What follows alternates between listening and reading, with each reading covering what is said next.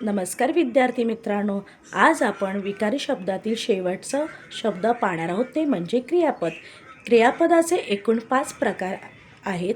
आपण 2 पाहूया, सकर्मक आणि अकर्मक. सकर्मक म्हणजेच काय? ज्या क्रियापदाचा अर्थ पूर्ण होण्यासाठी कर्माची आवश्यकता असते त्यास सकर्मक क्रियापद असे म्हणतात. आता इथे उदाहरण दिलेलं आहे, सचिन क्रिकेट खेळतो, आई स्वयंपाक करते, गाय चारा खाते. आता इथे कर्म काय काय आहे? क्रिकेट, स्वयंपाक, चारा. आता आपण सकर्मक कसं ओळखायचं? तर काय प्रश्न विचारल्यानंतर उत्तर जे येतं त्यालाच म्हणतात सकर्मक. सचिन काय खेळतो? तर सचिन क्रिकेट खेळतो. आई काय करते? तर आई स्वयंपाक करते. गाय काय खाते? तर गाय चारा खाते. तर ह्यामध्ये काय येत आहे? कर्म, आणि त्या कर्मालाच काय म्हणतात? सकर्मक असे म्हणतात. पुन्हा एकदा सांगते, ज्या क्रियापदाचा अर्थ पूर्ण होण्यासाठी कर्माची आवश्यकता असते त्यास सकर्मक क्रियापद म्हणतात. धन्यवाद.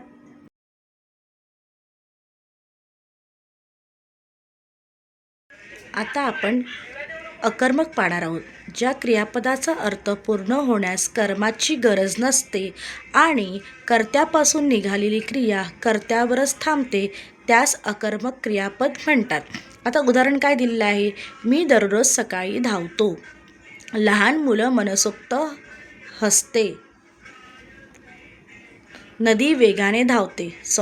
लहान मूल मनसोक्त हसते. आता इथे काय दिलेलं आहे की मी दररोज सकाळी धावतो. आता इथे आपल्याला कशाची गरज नाही आहे? कर्माची गरज नाही. आपण मगाशी पाहिलं होतं, राम क्रिकेट खेळतो. क्रिकेट काय झालं? हे कर्म झालं. तर आपले इथे कोणत्याही कर्माची गरज नाही आहे. तर इथे कर्त्यावरतीच काय होतं? थांबते. जसं की मी दररोज सकाळी धावतो म्हणजेच काय? कर्त्यावरतीच काय झाले? तो वाक्य संपलेलं आहे. लहान मूल मनसोक्त हसते, नदी वेगाने धावते.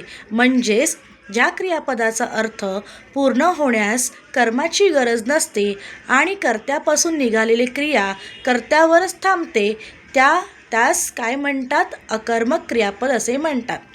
म्हणजे मी धावतो, लहान मूल मनसोक्त हसते, नदी वेगाने धावते.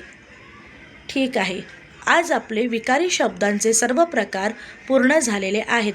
पुढील येणाऱ्या भागामध्ये आपण पाहणार आहोत अविकारी शब्द आणि त्याचे प्रकार. धन्यवाद.